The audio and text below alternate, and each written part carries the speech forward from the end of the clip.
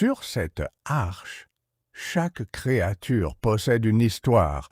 Certaines sont connues, d'autres restent encore mystérieuses. Je suis le professeur Aldrich Falken et aujourd'hui, nous ouvrons un nouveau dossier dans les archives de l'Arche.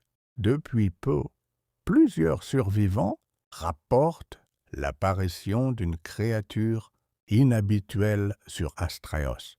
Une bête massive, semblable à un sanglier gigantesque. Certains explorateurs l'ont déjà nommé Boaratos, et je préfère le préciser immédiatement. Cela n'a absolument aucun rapport avec un certain ninja de Konoha, bien que je soupçonne que ce sanglier serait probablement tout aussi destructeur.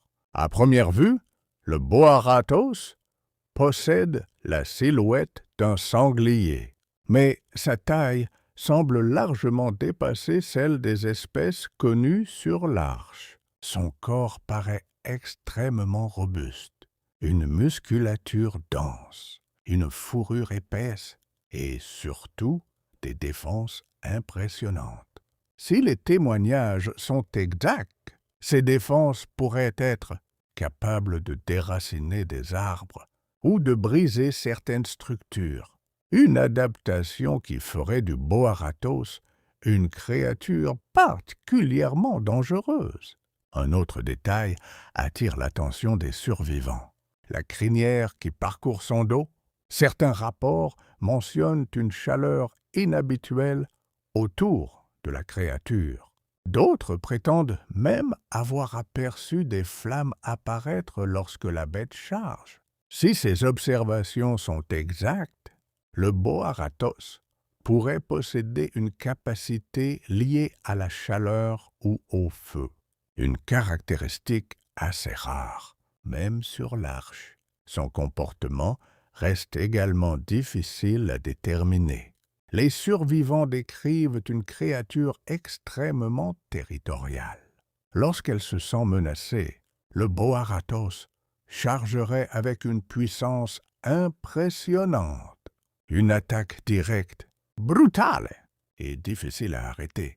Avec une telle masse, il est possible que cette créature puisse renverser ou projeter d'autres dinosaures. Si l'on se fie à sa morphologie, le Boaratos pourrait également devenir une monture de combat redoutable.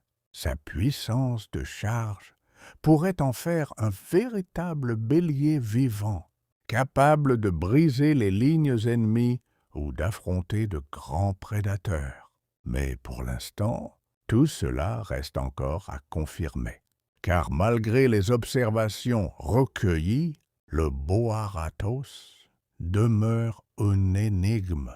Nous ignorons encore comment cette créature peut être apprivoisée, quelle est l'étendue réelle de sa force, et surtout, jusqu'où peut aller sa rage lorsqu'elle est provoquée. Une chose est certaine, si le Boaratos se révèle aussi puissant que certains survivants le prétendent, il pourrait bien devenir l'une des créatures les plus redoutables d'Astraeos. Ainsi se termine ce dossier.